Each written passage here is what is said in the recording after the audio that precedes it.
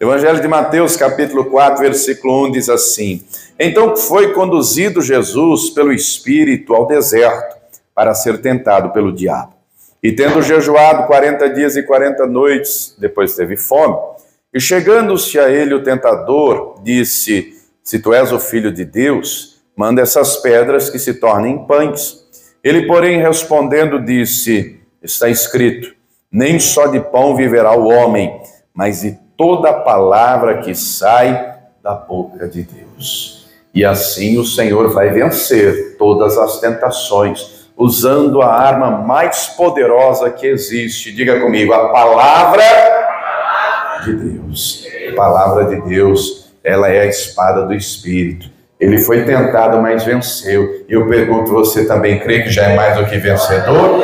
Crê também que o Senhor vai falar conosco? Por gentileza, desocupe suas mãos e vamos dar ao Senhor e a sua palavra a melhor salva de palmas que você já deu. Feche os seus olhos, aplaudindo, glorificando.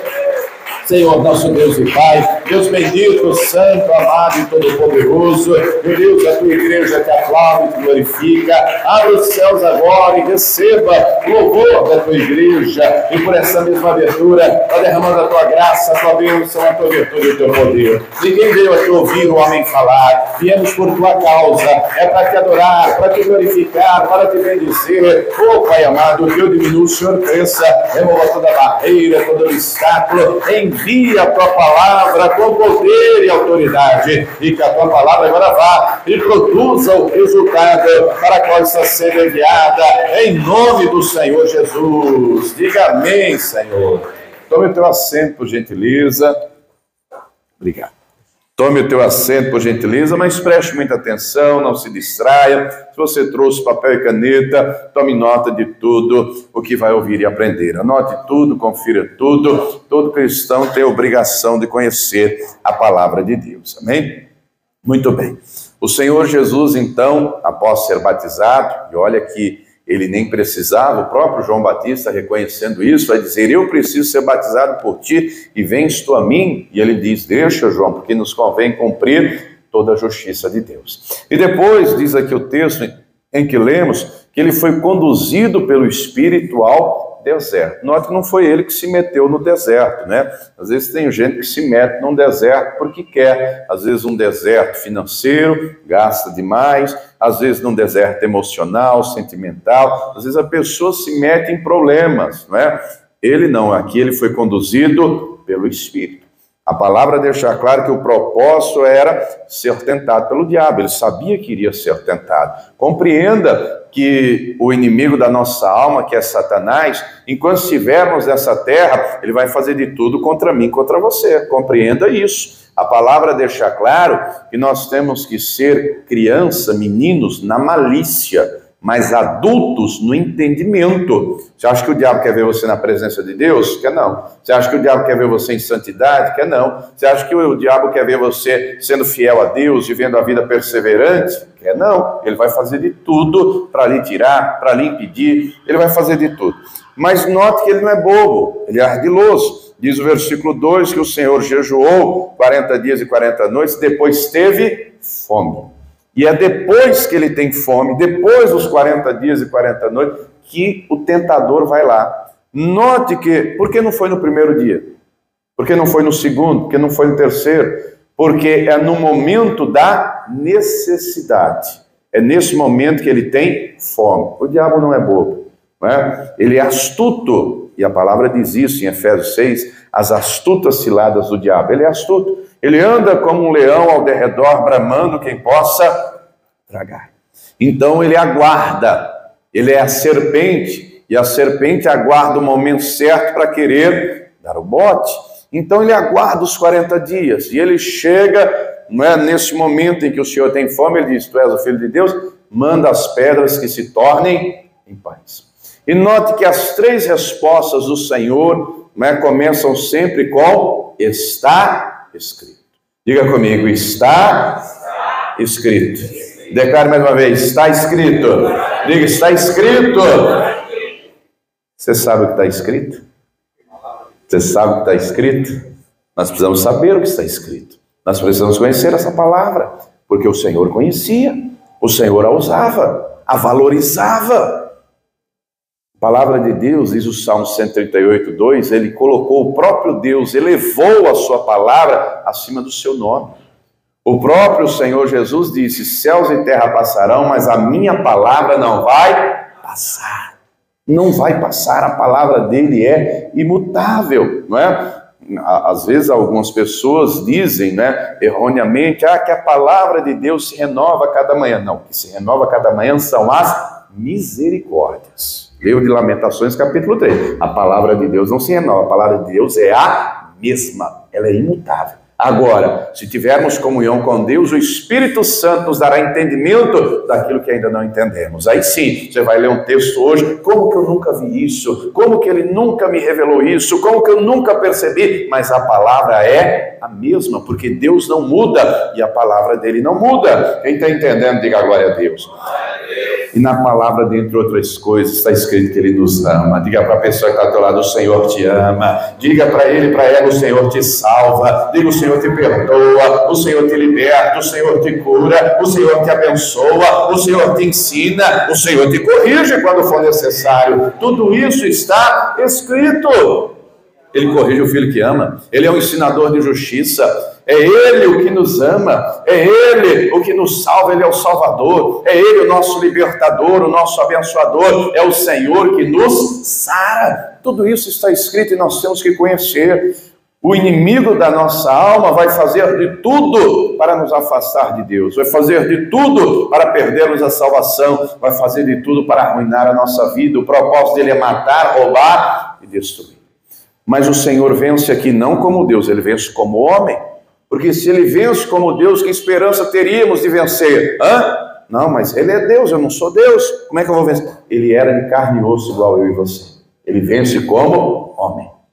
Estava em jejum, em oração, mas ele vai usar a palavra. E a palavra é a espada do Espírito. Não é? Ele usa a palavra, ele maneja bem a palavra, ele aplica de maneira correta e ele vence. E esse texto tem muito a nos ensinar. Primeira coisa é acreditar, a palavra é a espada. Não é? E temos vários textos, como o de Efésios 6, que vai dizer, não é, que a espada do Espírito é a palavra de Deus. Encontramos o próprio Deus em Deuteronômio 32, falando da minha espada afiada. Encontramos João descrevendo o Senhor Jesus em Apocalipse 1, dizendo: da sua boca sai uma aguda espada. Encontramos em uma das cartas que o Senhor manda João escrever, ele falando assim: esse que diz que tem as... Oh, meu Deus! O que tem a espada de dois gumes. Logo, a espada é a palavra. Diga comigo: a espada é a palavra de Deus. Agora, duas coisas da nossa parte, todos me ouvem bem? Quem ouve bem, diga amém. Duas coisas da nossa parte são fundamentais. Primeira delas é conhecer a palavra. Quando conhecemos, obrigado, querido, é conhecer e saber que temos a responsabilidade de afiar a espada. Já aconteceu com alguém aí de cortar, por exemplo, uma carne em casa, preparar um alimento e está com a faca cega? Já aconteceu com alguém, não? Né? Se a lâmina é cega, fica difícil, não é? Diga comigo: a espada tem que estar afiada.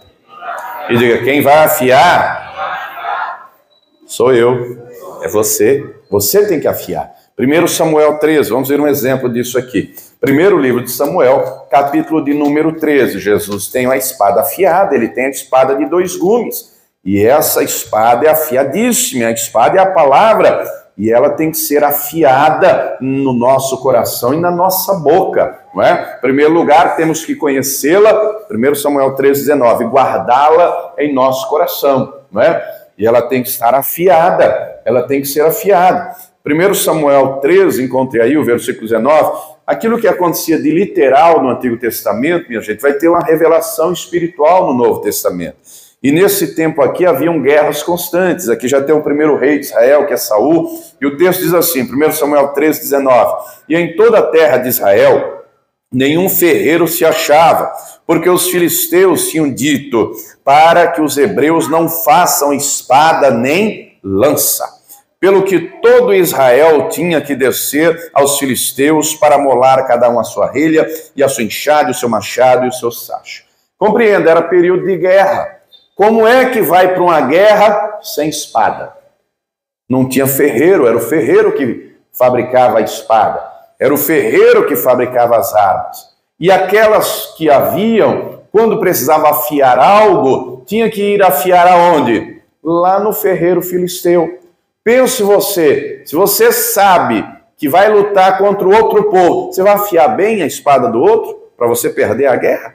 Você vai fazer bem feito, com material de qualidade? Claro que não, não é? Claro que não. O intuito era vencer a batalha. O versículo 19 diz, né, que não havia nenhum ferreiro em Israel. Os filisteus chegaram à conclusão, se eles não tiverem ferreiro, eles não vão ter arma. Se eles não tiverem arma, nós vamos vencer a guerra. Compreenda que no Novo Testamento o filisteu é o diabo, é o inimigo, não é? O ferreiro é aquele que faz a arma. Diga comigo, o ferreiro é o Senhor. Diga, o ferreiro é o Todo-Poderoso. E ele quer que o povo dele, o exército dele tenha espada, mas espada afiada. E naquilo que depender dele, ele é o ferreiro, ele é o ensinador de justiça. Como assim, pastor? Eu não estou entendendo. Eu e você temos a responsabilidade de estudar essa palavra, meditar nela de noite, porque quanto mais a gente aprende do Espírito Santo, mais estamos afiando a espada. E na hora da batalha, nós vamos usar e vamos aplicar e vamos vencer. No dia a dia temos embates, no dia a dia temos levantes, ou você não ouve uma palavra negativa, seja em casa, no trabalho, ou você não lida com situações difíceis, adversas, todos os dias. Tem que ter a espada afiada para saber aplicar. Compreenda que o diabo tem a espada afiada também. Você lembra? Eu li o texto inicial, só a primeira tentação. Você lembra da segunda? O diabo vai usar o quê? A palavra.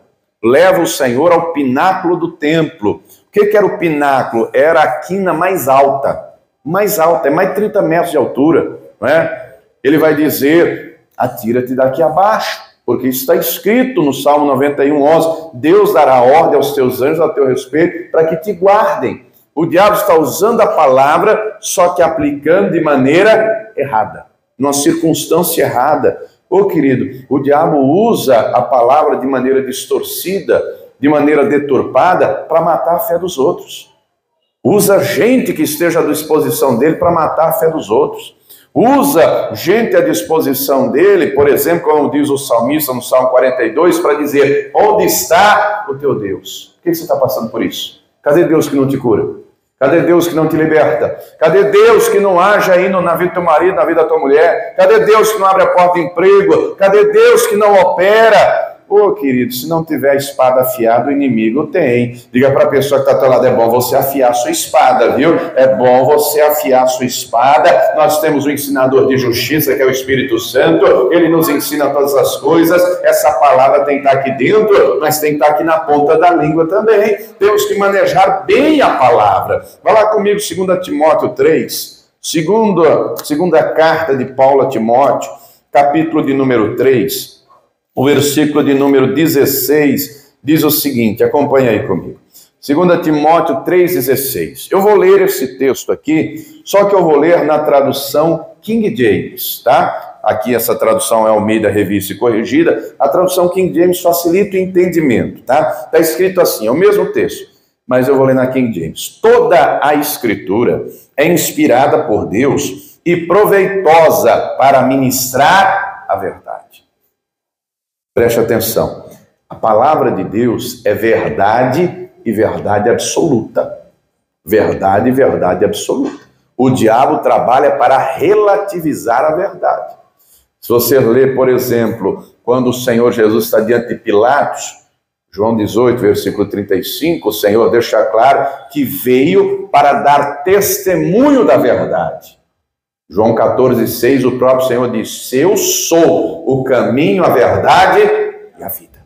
João 17, 17, ele orando vai dizer, Pai, santifica-os na verdade, a tua palavra é a verdade, verdade absoluta. Mas lá em João 18, ele está diante de Pilatos, ele diz para dar testemunho da verdade, e o Pilatos pergunta, o que é a verdade? E o Pilatos quer dizer, o que é verdade para você pode não ser verdade para mim. Por quê? Para Jesus só há um Deus. Ele é Deus. Só que na cabeça do Pilatos, ele é romano. E em Roma havia um panteão de deuses, diversas divindades. Para Jesus, essa palavra é verdade absoluta. Para Pilatos não valia nada. Na mentalidade do povo romano, sabe qual era a mentalidade do povo romano? Nós somos os melhores. Os gregos haviam espalhado a cultura grega mundo afora. Os gregos se achavam os mais belos, os mais sábios, os mais inteligentes do mundo. Quando os romanos dominam os gregos, eles pensam, nós somos os mais belos, os mais sábios, os mais inteligentes, os mais fortes, os mais poderosos. O resto. É povinho de segunda categoria. É escravo que tem que pagar imposto, tributo.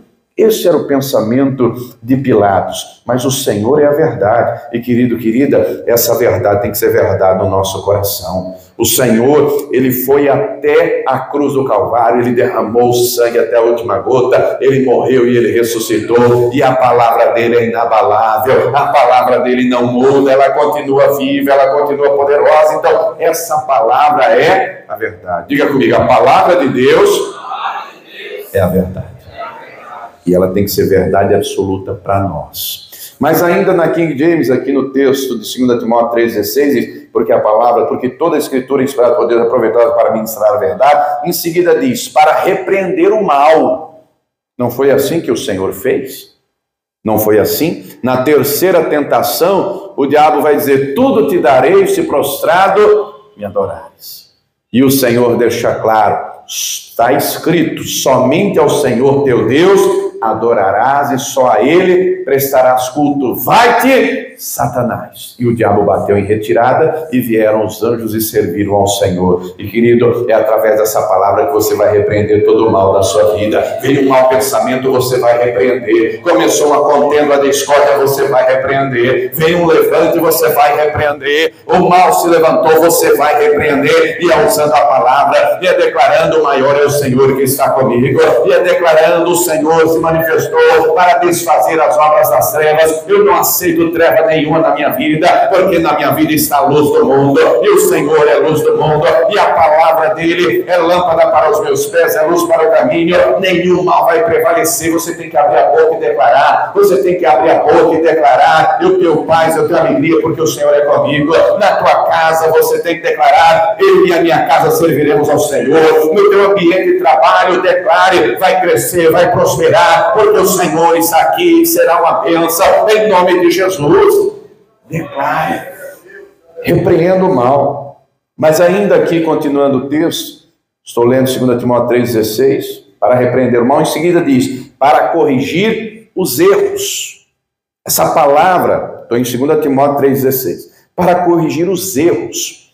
Erro aqui, em primeiro lugar, obviamente, o pecado, não é? O pecado.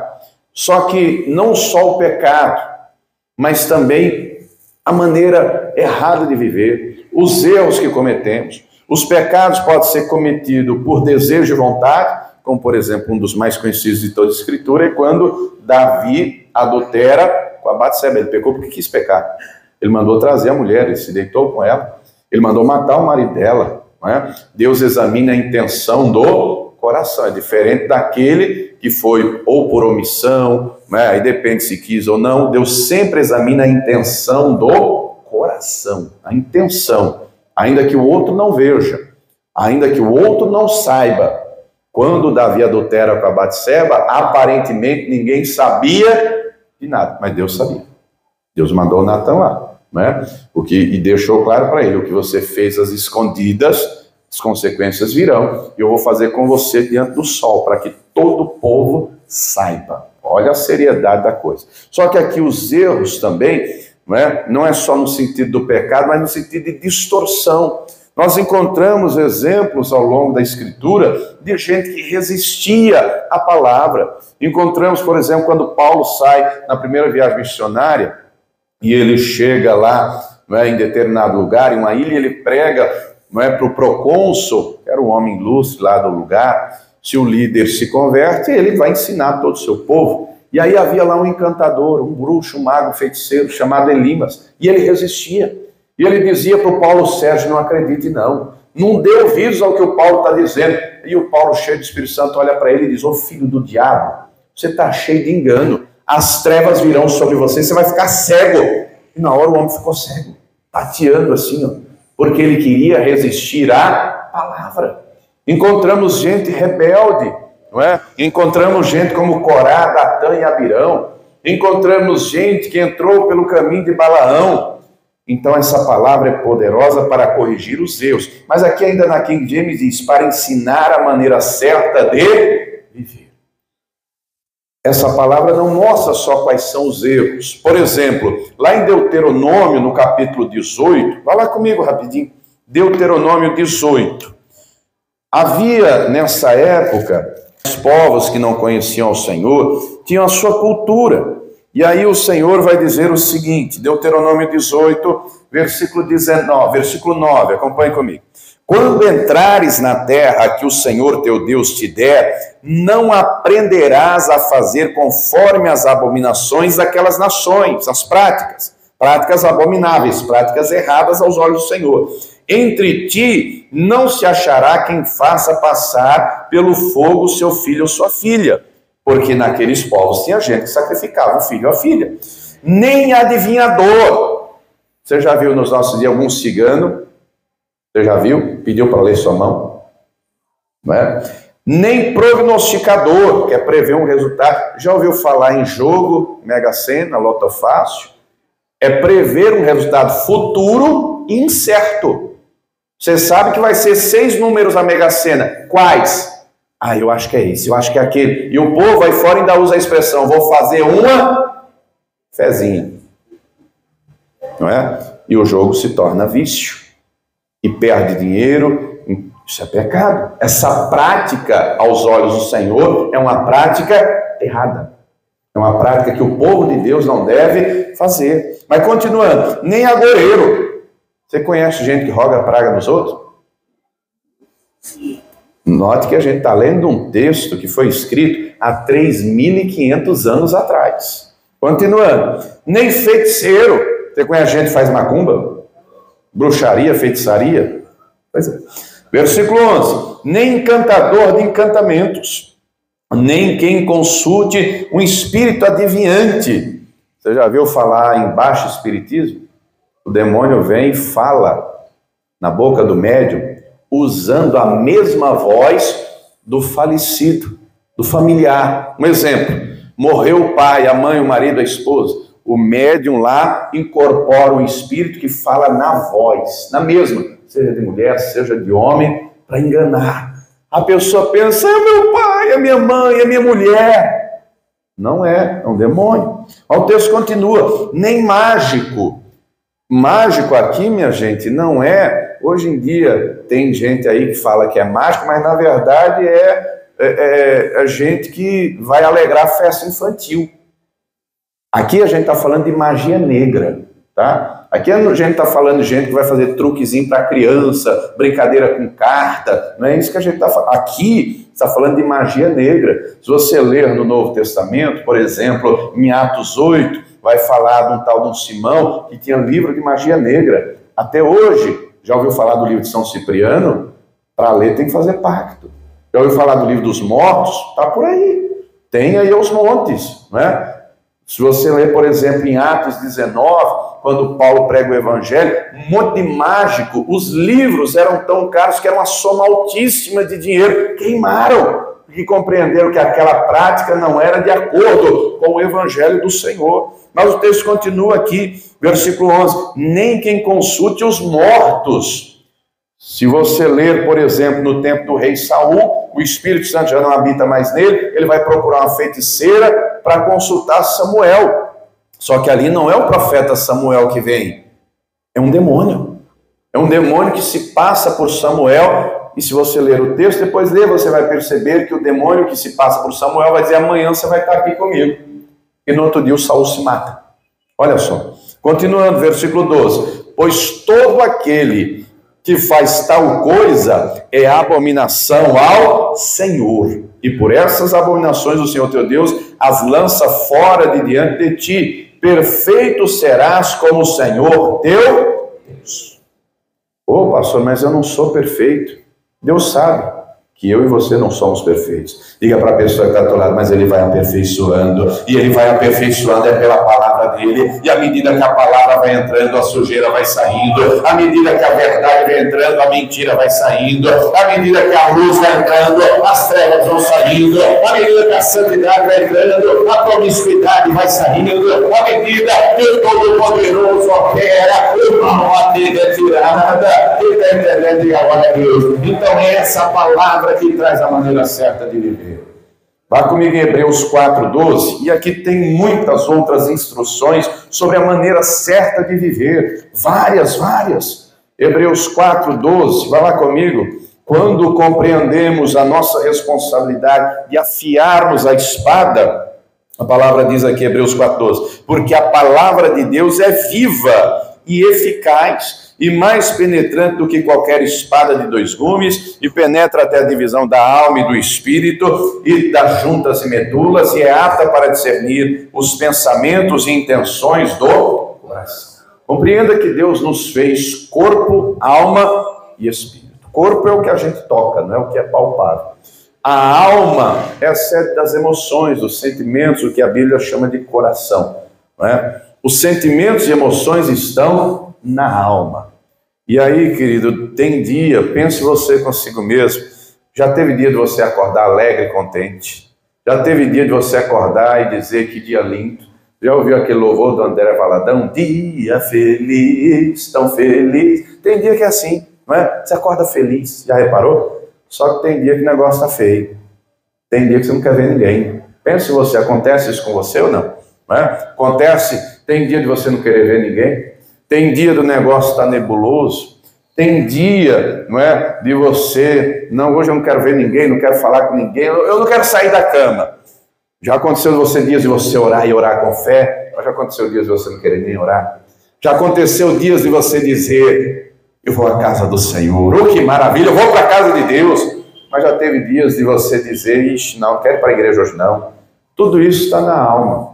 Tudo isso está na alma, a emoção está na alma, o sentimento está na alma, e a alma é como uma roda gigante. Já andou em roda gigante?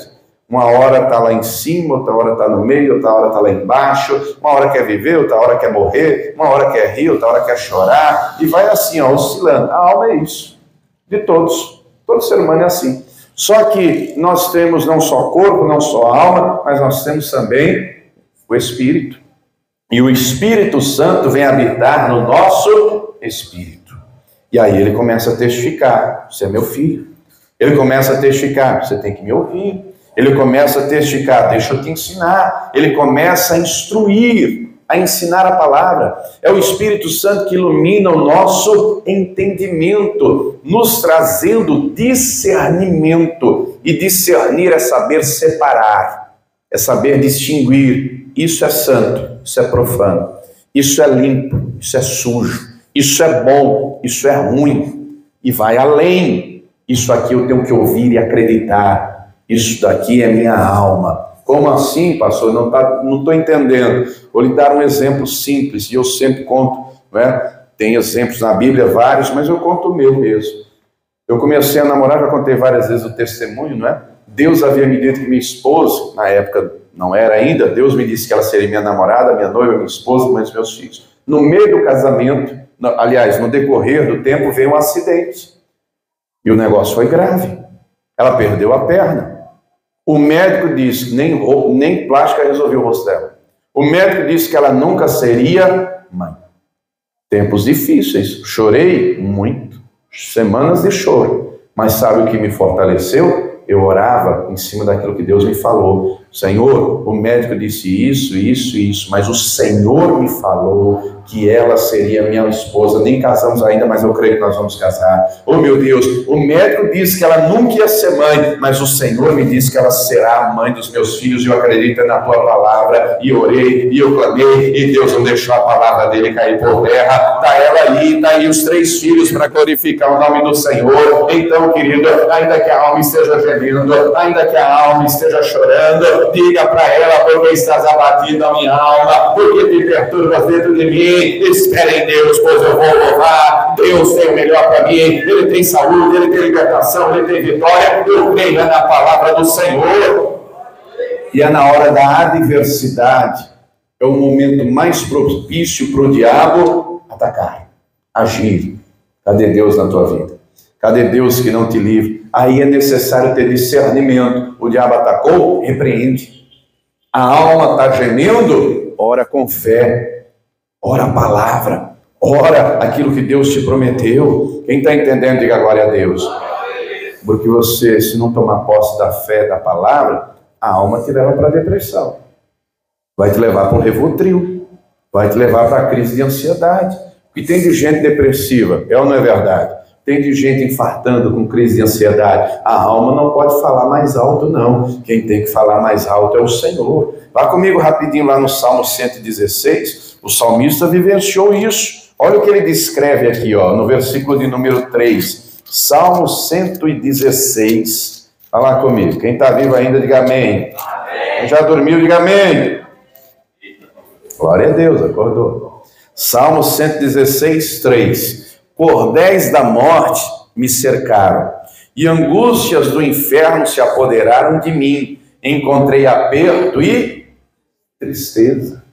Uma pessoa que está cercada por cordas de morte, uma pessoa que tem opressão maligna, angústias do inferno, está triste, está angustiada, quadro depressivo, opressão maligna. Isso tudo está na alma. Só que o versículo 4 diz: então, mesmo nessa situação toda, invoquei o nome do Senhor, dizendo: ó Senhor, livra a minha alma. E sabe por que nós podemos invocar? Porque o Todo-Poderoso diz: clama a mim, responder-te-ei. O Todo-Poderoso disse: invoca-me no dia da angústia, eu te livrarei, tu me glorificarás. É por isso que eu e você temos que saber o que está escrito. Eu e você temos que ter a espada afiada. As cordas da morte cercaram, as angústias vieram. O Senhor livra a minha alma, o Senhor me traz paz. O Senhor é o meu bom pastor, me guia em pastos verdejantes, refrigera a minha alma, meu Deus, renova minhas forças, me fortalece, vem com o teu poder. Quem está entendendo, diga amém. Diga para a pessoa que está ao teu lado: afia a espada, afia a espada, deixa ela afiada, porque ela tem que ser usada. A espada afiada é para ser usada. Se a espada está afiada, 1 de João 2,14, né, o Senhor diz: eu vos escrevi pais, porque já conheceste aquele que é desde o princípio, vos escrevi jovens, porque sois sós, a palavra de Deus está em vós e já venceste o maligno. A palavra tem que habitar em nós. Salmo 119:11, o salmista diz: escondi a tua palavra no meu coração, para não pecar contra ti. Colossenses 3,15 diz: a palavra de Cristo habite abundantemente no vosso coração e sede agradecidos. Querido, a palavra é para habitar em nós, para usarmos. Nós temos que usar. Paulo afirma, segundo aos Coríntios 6,7, nós devemos estar sempre equipados e preparados na palavra da verdade, no poder de Deus, pelas armas de justiça. As armas que o Senhor nos dá são poderosas para destruir toda a força do inimigo. Diga para a pessoa que está do teu lado: toma posse da palavra. Diga: toma posse da espada. Utilize essa espada. Diga: se revista de toda a armadura de Deus, porque você já é mais do que vencedor. Acredite. Nós encontramos na Bíblia gente com complexo de inferioridade, como Gideão. Eu sou menor, da menor família, da menor tribo. Eu sou o tadinho, eu sou o coitado. Não é? Você conhece gente assim hoje em dia, que se vitimiza? Pastor, vejo todo dia no espelho. Talvez seja um Gideão, mas depois que o Espírito Santo veio, se tornou outro Gideão. Depois que ele foi revestido com a armadura de Deus, com o poder de Deus, se tornou em outro homem. Querido, Deus não quer ver o povo dele se vitimizando. Deus quer ver o povo dele vivendo pela fé. Deus quer ver o povo dele acreditando. Deus não vai abençoar. Diga comigo: Deus já me abençoou. Deus já me abençoou. É o que a palavra afirma, é o que a palavra garante. E nós temos que compreender, temos que batalhar para enfrentar as adversidades da vida. Elas virão. Queira você ou não, elas virão. Efésios 6,13 vai falar que nós temos que tomar toda a armadura de Deus para poder resistir no dia mau. tem dia que Satanás e os demônios se juntam, chupa o gosto do fulano. Dá tudo errado. Dá tudo errado, é luta em cima. Se você não estiver preparado com a armadura de Deus, desanima. É aquele dia que você pensa, eu vou desistir da vida. É aquele dia que você pensa, eu vou separar. É aquele dia que você pensa, eu quero sumir daqui. Tem dia mau. Aquele dia que você vai no médico, faz o exame e o médico diz, tem aí um cisto, um nódulo, um caroço. É maligno. Olha, HIV positivo. É aquele dia que o patrão chama e diz, você está demitido, você está desempregado. É aquele dia que chega a conta para pagar e não tem o dinheiro. Pense você consigo mesmo, os dias maus vêm? Será que os dias maus chegam? Ô, pastor, tem dia mau, mas o Senhor está com você em todo dia, não é só em dia bom não, você tem que estar, nós temos que estar com a armadura dele todo dia, nós temos que usar a palavra todo dia, e declarar a palavra, e profetizar a palavra. A doença chegou, declare, é o Senhor que me sara. A luta chegou, declare, eu já sou mais do que vencedor, porque está escrito, graças a Deus por Jesus Cristo, que me dá vitória. Ah, chegou o problema financeiro, declare, meu Deus é o Deus da provisão, o Senhor vai abrir a porta de emprego, o Senhor vai prover, o recurso virá, Deus vai agir. A família não está bem, declare, eu e a minha casa serviremos ao Senhor. Quem está entendendo, diga glória a Deus. Mas tome posse da palavra, não abra mão da palavra, declare a palavra, use a palavra, não deixe o inimigo prevalecer de jeito nenhum. Jesus não deixou o inimigo prevalecer, e ele usou a palavra. Está escrito, ele venceu. Diga para a pessoa que está ao teu lado, você também vai vencer. Diga, você já é mais do que vencedor. O Senhor não tem proposta para quem perde, só tem para quem ganha. Quem é quem ganha, pastor? É quem persevera na fé. É quem não desiste. É quem acredita. É quem não se entrega. É quem não desanima. Quem está entendendo, diga glória a Deus. As 7 cartas que ele manda João escrever para as igrejas da Ásia, todas elas ele vai dizer ao que vencer. A igreja de Éfeso, ele diz, ao que vencer vai comer da árvore da vida. A igreja de Esmirna, ele diz, o que vencer não vai receber o dano da segunda morte. Para a igreja de Pérgamo, ele diz, o que vencer vai comer maná escondido. A igreja de Tiatira, ele diz, o que vencer vai ter poder sobre as nações. A igreja de Sardes, ele diz, o que vencer será vestido de veste branca. A igreja de Filadélfia, ele diz, o que vencer será a coluna no templo do meu Deus. A igreja de Laodiceia, ele diz, ao que vencer vai sentar comigo no trono. E se você combater o bom combate, você vai completar a carreira, você vai ter vitórias nessa terra e principalmente a eternidade inteira com Todo-Poderoso. Quem está entendendo, diga glória a Deus. Nós vivemos em dias que tem gente que já se entregou para o diabo. Outros já deixaram a alma prevalecer. Outros estão esmorecidos, enfraquecidos, desanimados. Ô querido, essa palavra é viva e ela nos orienta. Vá lá comigo rapidinho em Efésios 5, vá lá comigo. Lembra que eu falei para você da maneira certa de viver? Tem várias instruções e nós temos que receber e praticá-las. Efésios 5, o versículo 1 diz assim, acompanha aí comigo. Sede, pois, imitadores de Deus como filhos amados. E andai em amor, como também Cristo vos amou e se entregou a si mesmo por nós em oferta e sacrifício a Deus em cheiro suave. Nós devemos andar como Cristo andou. E ele era de carne e osso como eu e você. Ele venceu o diabo através da palavra, nós vamos vencer através da palavra. Ele venceu as adversidades, nós vamos vencer as adversidades. Ele viveu em amor, e eu e você vamos viver em amor também. Querido, nós não merecemos o amor de Deus. Sabe o que nós merecemos? Inferno. A palavra deixa claro que o salário do pecado é a morte. Mas o dom gratuito de Deus, o que é dom? Presente. O presente gratuito de Deus é a vida eterna por Cristo Jesus. Não merecemos, mas precisamos do amor de Deus. Ele nos ama e ama a todos igualmente. O amor dele é incondicional. É incondicional, é imutável. Mas do mesmo jeito que ele nos ama, nós temos o dever e a obrigação de amar ao próximo. Vai ter gente que não merece? Vai, mas precisa do mesmo jeito. Nós não precisamos do amor de Deus? Tem gente que precisa do teu amor e ame. E ame não só de palavras, ame com ações. Ame com atitudes, Porque, querido, quem ama, cumpre a palavra. O amor tudo sofre, tudo crê, tudo suporta. Quem ama, querido, quem vive essa palavra, o inimigo pode até tentar, mas não vence de jeito nenhum, porque está blindado, está revestido, está de posse da armadura, já é mais do que vencedor. Quem está entendendo, diga glória a Deus. E o Senhor Jesus deixou claro, quem vencer herdará todas as coisas e será meu filho, e eu serei o seu pai e o seu Deus. E, querido, o dia da prestação de contas está chegando, o dia da volta do Todo-Poderoso está chegando, e Ele quer ver um povo firme, Ele quer ver um povo forte, um povo que é guerreiro, homens e mulheres que perseveram, que batalham, que vencem. Quem crê nisso, diga glória a Deus. Se coloque de pé, por gentileza. É orando, é jejuando, é usando a palavra. Nós vamos vencer. Eu não sei quais são as lutas que você tem travado.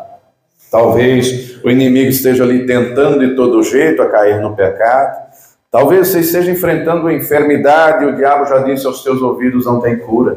Talvez você esteja passando um problema conjugal e o inimigo já chegou no teu pé do ouvido e disse, é melhor separar. Talvez alguém da tua família esteja no vício, seja bebida, droga, o que for, e o inimigo já disse, não tem jeito, não vai mudar nunca. Talvez você esteja enfrentando uma situação difícil que o inimigo já disse, para de ir na igreja, para de orar, porque Deus não vai fazer nada. Não dê ouvidos à voz do inimigo. O Senhor venceu através da palavra. E nós vencemos através da palavra. E eu pergunto, você crê? Só quem está vivo, diga amém. Quem já dormiu, diga amém. Está vendo aí? Ó? Diga para a pessoa que está do lado, acredite. Você já é mais do que vencedor. Acredite, Deus tem saúde para você. Deus tem libertação para você. Deus tem um novo tempo para você. Deus tem paz, Deus tem alegria. Diga comigo, Deus tem vitória preparada para mim.